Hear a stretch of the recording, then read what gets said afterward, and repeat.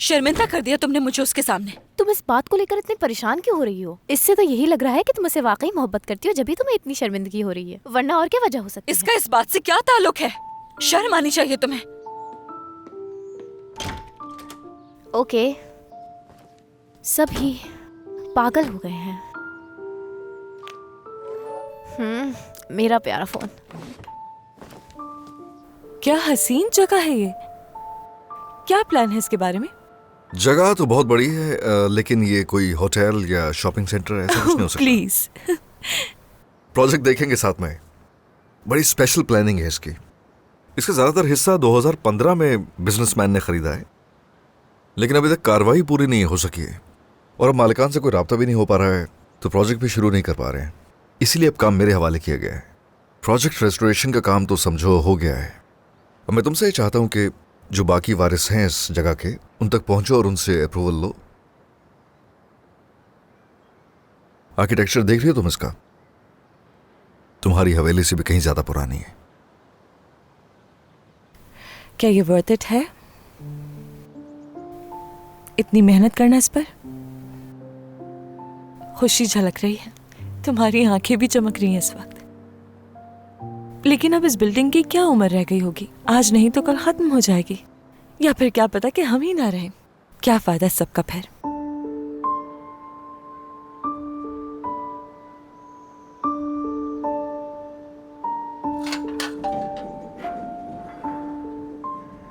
मेरे पास तेरी याद के सिवा कुछ भी नहीं जाना। तेरी याद भी ना हो तो क्या रह जाएगा जाना।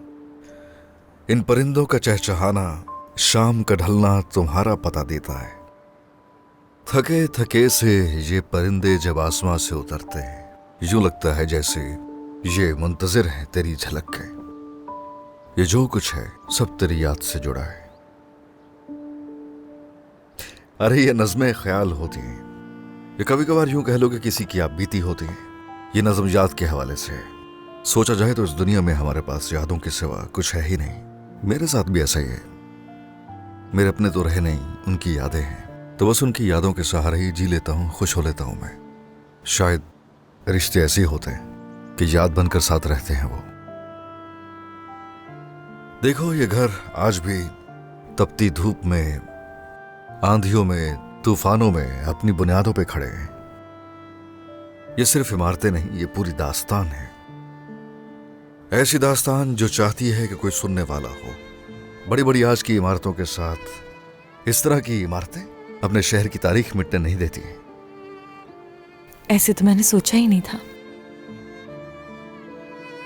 ऐसी इमारतें मेरे लिए बहुत अहमियत रखती हैं। मैं इनमें अपने आप को देखता हूं। अपने अंदर से अपने प्यारों को निकालकर मैं इन इमारतों में सजा देता हूं, और वो यहां जीना शुरू हो जाते हैं जैसे वो आज भी जिंदा हो मेरे साथ। ऐसा नहीं सोचती हो तुम? क्या कहना चाह रहे हो? मैं ये कह रहा हूं, तुम्हारी जिंदगी में सिर्फ सुरैया आंटी है। अम्मी का क्या?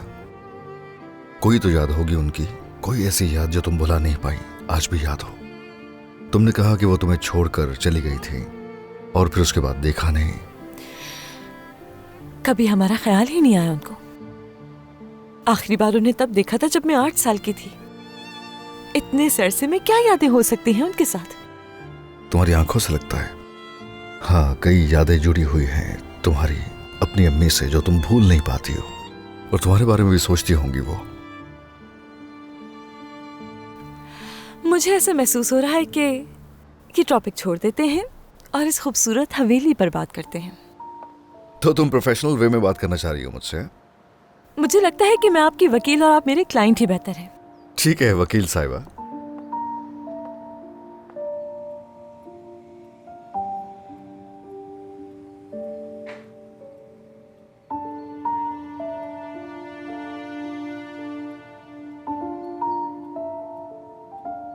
क्या हुआ साजिदा, कुछ कहना है तुम्हें?